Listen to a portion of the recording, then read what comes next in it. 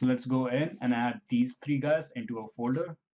So it's more organized. Name it paint. Add a black mask to our group so we control everything, all three of these layers through a single mask. I'm going to right click and add a generator. Click here. So these are the generators that we have selection for. Let's pick in mask editor and let's alt click to see what it's doing. So right now it's kind of making a weird curvature map out of our curvature map. So let's go in mask editor and play with these settings to get something which we want. So our mask editor is using all of our mesh maps to generate this thing which we see right here. So what these sliders do and what they're controlling, the best way to learn this is just go in, play with those sliders to see how they're affecting your mesh and use it to get something which you want. So right now we are going to go down into our curvature. We are going to increase our curvature to complete 1. I'm going to go up. I'm going to play with my global balance to get everything black, but our edges to be white. So if I zoom on it, that's something which we have.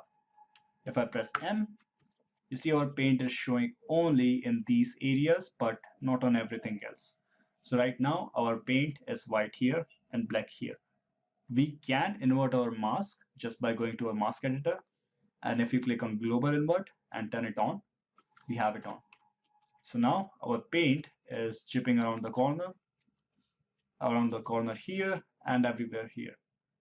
Again, our mask, same as everything else which we had before, is a bit too perfect.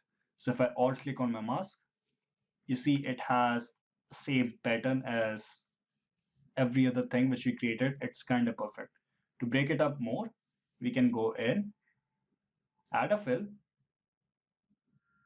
So this is basically a layering system inside our mask. So we can layer in more and more masks and blend them according to these blending options. So let's go to fill. Let's pick in a grunge map. So if I drag this guy in, I have this layer mask. Let's style it more. And if I make this multiply or divide, it's going to take out from the mask which we had on the bottom. We can tell it how much it's doing it just by controlling through this slider or playing with the main settings which it has. If I press M, you can see how it's breaking up our mask. So that's one more way to get more variation into a mask apart from making it looking more perfect. Right now it's a bit too noisy for my taste, so I'm just going to go in and delete this. Okay, so Substance crashed on me while I was doing that. So let's pick it back from it. I have the same thing set up from the last time. And now I have the same thing, paint pockets, which we had, the paint breakups, and our original paint. So we were messing with our mask in our group. So I had the mask editor done. So we were trying to break up our mask more. So the last time we added a fill layer and tried to make it divide so we have more breakup, which was a bit too noisy. So I'm just going to go in, right click, add a filter, and this time instead of blur, I'm going to pick in warp. So if you see around our mask, it's warping our mask a bit more. If I click on warp and if I change my set intensity, I'm going to have more intense warp or a less intense. Let's keep it a bit to the less side. And if I press M, we have a little bit of breakup around our edges. So let's say we are happy with our grunge, which we have, but we are still missing a little bit of shadow. That paint is a layer on top of our material. So right now it just seems like a continuous mesh. To break it up, what we can do is just go to our original paint layer, and instead of having 0 height, let's give it a little bit more. So one thing which you might see is right now our height is being changed for everything from here to up. If you notice some of those paint chipping, they have a height, but with a bit of gradient, which goes up, then goes down and blends in. Right now it's increasing our height for every single thing. Reason being, our mask is being controlled for everything. So we need a mask that only stays till here, and then it goes black from there and it stays black on our edges. So we're going to build it just now. Before we do that, one thing I feel with my grunge and warp right now, that it has a bit too much gradient. So I'm going to go in and add a level.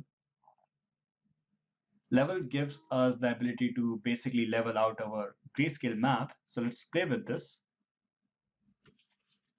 to get rid of those gradients and just have this breakup, which we have right here. So let's go back to our original paint and make sure we don't have any height. Let's make it 0. Now we're going to make in a layer that controls the height around the chipping.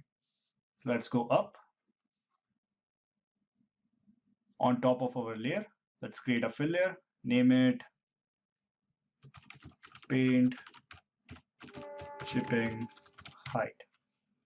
So one quick thing, when I'm doing this, all of these naming convention are something I'm using specific to this project or just something I'm coming up with. If you're working for a project, they might have specific naming convention for your substance, but Substance as a texturing tool has kind of gotten rid of really solid naming convention, because if you're organizing it, we can organize it easily through folders, or if you are lost, you can just alt click and figure out which layer is the one you're looking for. But always having a good naming convention, if you pass it through to someone else, is a good idea. So these naming convention are something of my own. You can have your own. There's nothing solid to it. So let's make in the chipping mask. So if I go in, add a black mask, I'm going to utilize our original mask, which we made for our paint, as a starting point. So to do that, I'm going to go in our levels, not our levels, our fill layer. And in the mask, I'm going to go in and I'm going to go add an anchor point. So anchor point, as we discussed, is an instance system for the layers. So let's name it paint chipping anchor point. Since we have that set up, if I go back to my fill layer and the mask, and if I add a fill, click here, you see we have an option to pick anchor points, and we have our anchor point listed in the one which we created right now. Let's pick this guy, and this layer is going to have a same mask as this one. So now I'm going to go to my fill, go to my levels, scroll down and invert it. So our map is inverted. I'm going to add in a filter. I'm going to make it blur.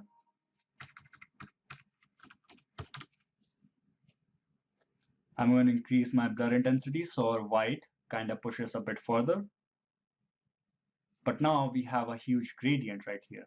To bring our solid white back, I'm going to add in one level, and I'm going to play with my levels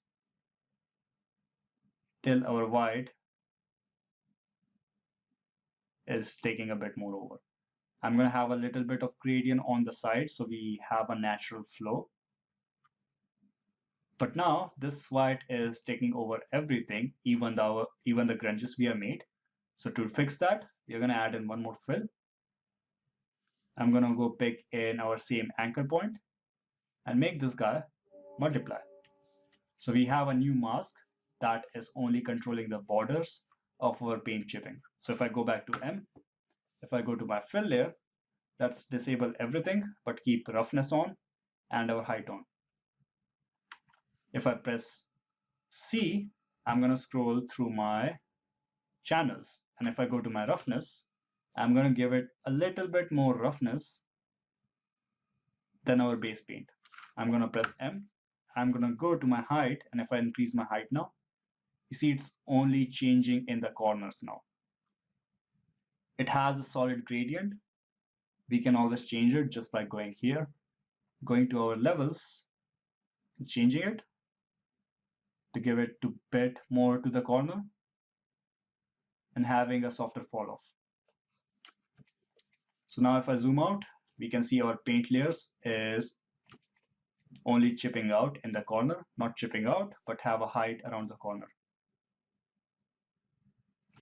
All right, so we have built our first material for this class, and we have built a material inside Substance. So the beauty of building anything in Substance is most of these are non-destructive, as we have discussed earlier. Plus, let's say something happens, your art lead comes in and tells you that this is not the texture which we want something else. Instead of going in and doing the same thing again, we can just scroll down to our paint layer. We can go to our base color, and instead of camo, we can go into procedurals or any texture that you have imported in or any texture that you need in future. Just drag and drop that guy, and we have that texture replaced in. And it's working with the system which we have created, like every peel is happening where it was supposed to, and every mask is done where we made it to be. On top of that, we still have control on all of our masks which we have made, like levels. I can still play with my levels to see how much it's grunging in or grunging out. I can zoom in and still define my peel, and if I want more gradient on it, I can change my levels. If I want it less blurry or more blurry, I can change my blur.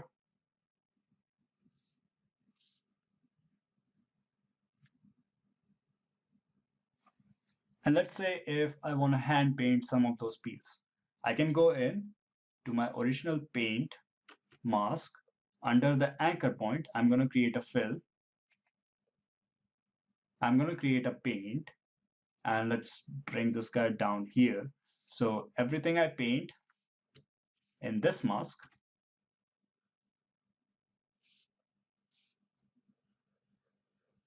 is going to also be updated on the top layer since we are instancing it.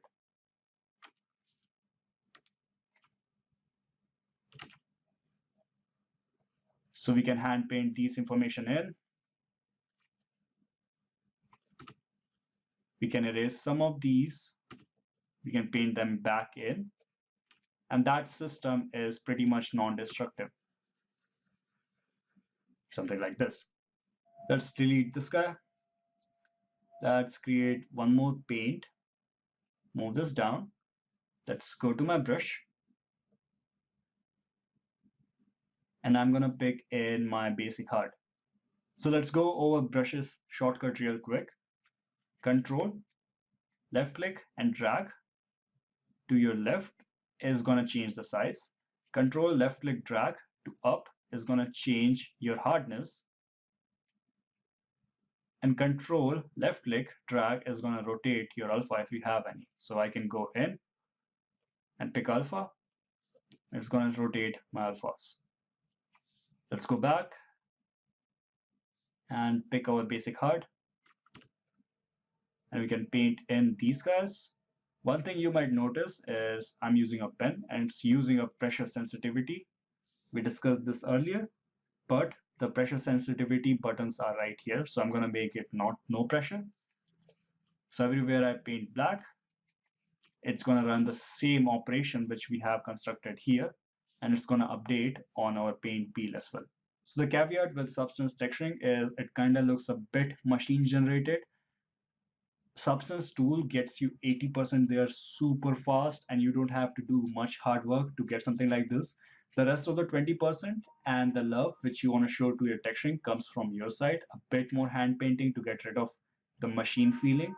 By machine feeling, I mean if you look at this edge wear which we have around the corner is a bit too constant all throughout.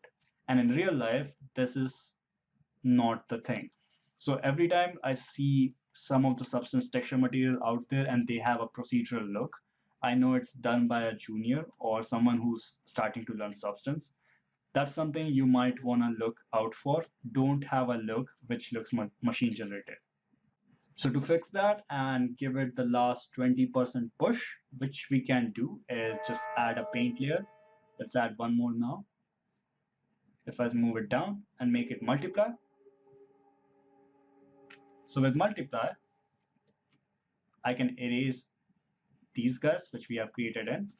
I can add these guys, but it's not going to go on top of that. In my case, divide is going to work much more better right now. So if I paint in black, it's going to bring in my paint material back. If I paint in white, it's going to give me the result which I had in the bottom layer. So this way, we can delete those procedural looks which Substance is generating to have a bit more natural breakup. This is where your reference will come in handy. Just look at your references, find out how that paint material is being constructed on, and try to get a look like that.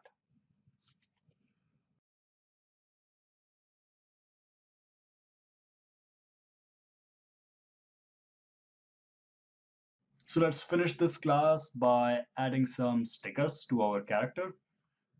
Let me just get rid of those. They're bothering me. So let's add some stickers to our character. Let's go in and create one more fill layer. I'm going to go in and add a black mask. The easiest way to add stickers or to stamp something in Substance instead of using a projection is to use a brush. So I'm going to go in, right click, and add a paint. I'm going to pick in a basic hard brush. I'm going to my alphas. You can import in your own alphas, but you have these selections to pick from. Some of these alphas have their own settings, which changes some things. So let's just go in and play with them. Some of those alphas have text in them, so you can add text if you want inside Substance. Previously, it used to be something you have to do from the outside software. So let's say I want this guy. Just double click on it, and we have that alpha done. Again, the shortcuts for brush is Control, right click, drag, makes it bigger and smaller. Control, right click, drag up and down is going to change the hardness of it. Control, left click, drag will rotate your alpha. So to stamp it, I'm just going to disable my size. So it's not going to change the size when I stamp it in. And just click, and it's going to be stamped there. One thing which you might notice is it's taking over the height from the bottom layer. Let's say we want this to not have any height information from the bottom. We want this to have its own height information. So if I go to my fill layer, and if I increase the height, it still carries the height information from the bottom one. To fix that, this is a bit weird case related to Substance. You have to go to your fill. Under base color, if I click here, it gives me the channel, which we will control through here. Let's make it height. Instead of linear dodge, let's make it replace. It's right here. Now it's not taking any height information from the bottom part. If you are doing this in a group, you might want to change your height information for the group, but that's basically how you get rid of that. So let's make in the sticker something else.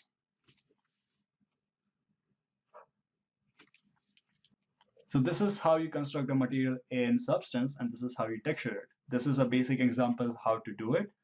We're going to use these same techniques again and again and again to get more complex stuff or sometimes simpler stuff. So let's add in a few more stickers and call this class done.